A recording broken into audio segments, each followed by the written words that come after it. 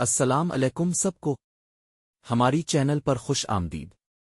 آج کی ویڈیو میں ہم قرآن مجید میں ذکر ہونے والے 6 عظیم انبیاء کرام کے بارے میں بات کریں گے۔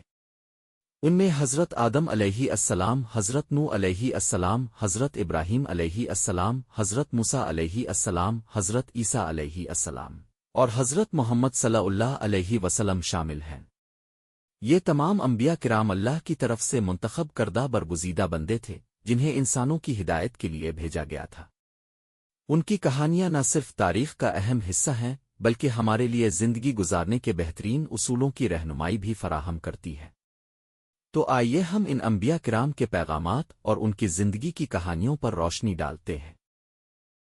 ہمارا سفر حضرت آدم علیہ السلام سے شروع ہوتا ہے، جو پہلے انسان اور پہلے پیغمبر ہیں۔ انہیں اللہ نے پیدا کیا اور جنت میں بسایا۔ جب حضرت آدم علیہ السلام اور ان کی بیوی حضرت حوا علیہ السلام نے اللہ کے حکم کی نافرمانی کی تو انہیں زمین پر بھیج دیا گیا۔ انہوں نے اللہ سے معافی مانگی اور اپنی توبہ پیش کی جسے اللہ نے قبول فرمایا۔ پھر حضرت آدم علیہ السلام کو انسانیت کی رہنمائی کے لیے پہلا پیغمبر مقرر کیا گیا۔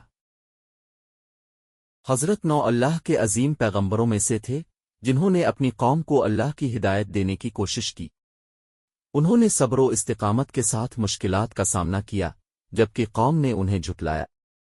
اللہ کے حکم سے کشتی بنانے کے دوران بھی لوگوں نے جھٹلایا، مگر حضرت نوح نے ہمت نہ ہاری۔ آخرکار اللہ کا عذاب آیا اور وہی بچ گئے جو حضرت نوح کی ہدایت پر عمل پیرا ہوئے۔ حضرت ابراہیم علیہ السلام کو خلیل اللہ کہا جاتا ہے۔ انہوں نے توحید کا پیغام دیا اور بتوں کو توڑ کر اللہ کی عبادت کا حکم دیا۔ حضرت موسیٰ علیہ السلام کو کلیم اللہ کہا جاتا ہے کیونکہ اللہ نے ان سے براہ راست بات کی۔ وہ بنی اسرائیل کو فرعون کے ظلم سے نجات دلانے کے لیے بھیجے گئے تھے۔ حضرت عیسیٰ علیہ السلام کو روح اللہ کہا جاتا ہے۔ انہوں نے لوگوں کو محبت، امن اور ایمان کی تعلیم دی۔ اور آخر میں ہمارے پیارے نبی حضرت محمد مصطفیٰ جو اللہ کے آخری نبی ہیں، ان پر دین اسلام مکمل ہوا اور قرآن نازل ہوا۔ دوستوں، امید ہے کہ آپ کو یہ ویڈیو پسند آئی ہوگی۔